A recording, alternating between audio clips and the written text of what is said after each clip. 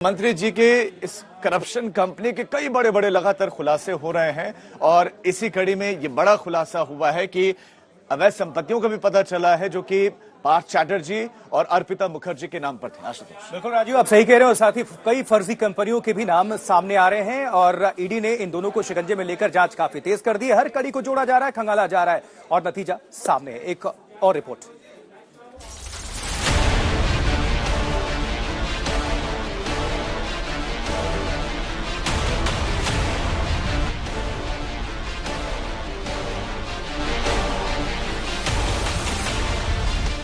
एक मंत्री, एक अभिनेत्री और करोड़ों का घोटाला।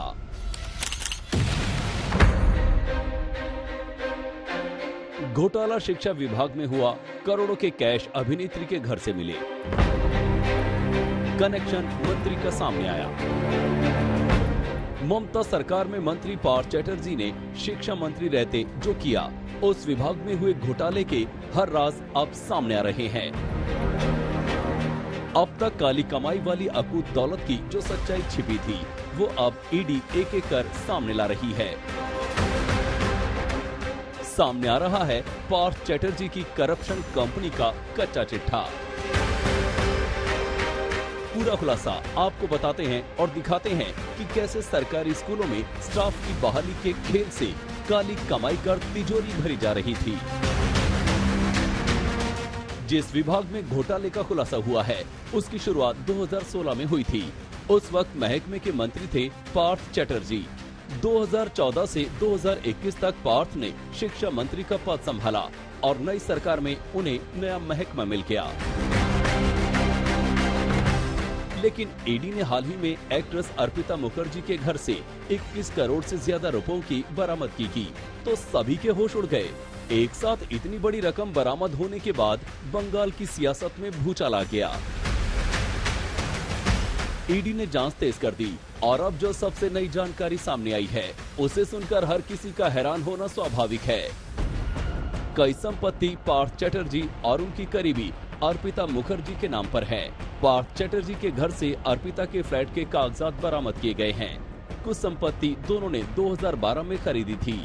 अर्पिता मुखर्जी 12 फर्जी कंपनियां चला रही थी और सबसे बड़ा खुलासा ये कि अर्पिता ने पूछताछ में माना है कि जो कैश उसके घर से मिले वो पार्थ के थे।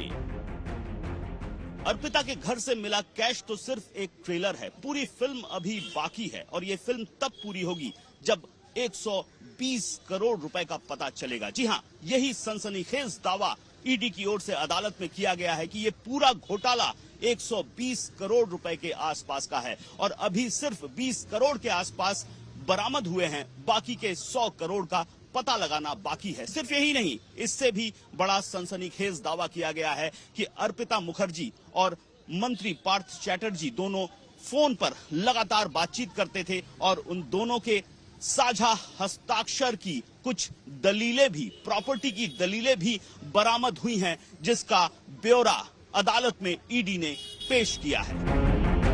जिन 21 करोड़ से ज्यादा रुपयों के बारे में खुलासा हुआ है कि वो पार्थ चैटर्जी के हैं, उसे लेकर कुछ और सच्चाई भी सामने आई है। जानकारी के मुताबिक जो रुपए अर्पिता के घर से मिले वो सभी अर्पिता के नाम पर मौजूद 12 शेल कंपनियों में लगाए जाने थे।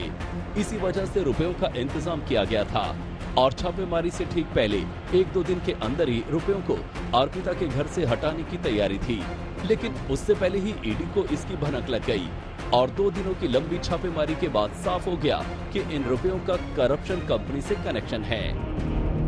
सूत्रों की माने तो करोड़ों रुपए कैश को लेकर जब ईडी ने अर्पिता मुखर्जी से पूछताछ की तो शुरुआत में तो आनाकानी करती रही, लेकिन जब ईडी के अधिकारियों ने गहनता से पूछताछ की तो अर्पिता मुखर्जी ने इस बात को कबूला कि दरअसल ये करोड़ों रुपए के कैश किसी और के नहीं बल्कि पार्थ चैटर्जी के हैं।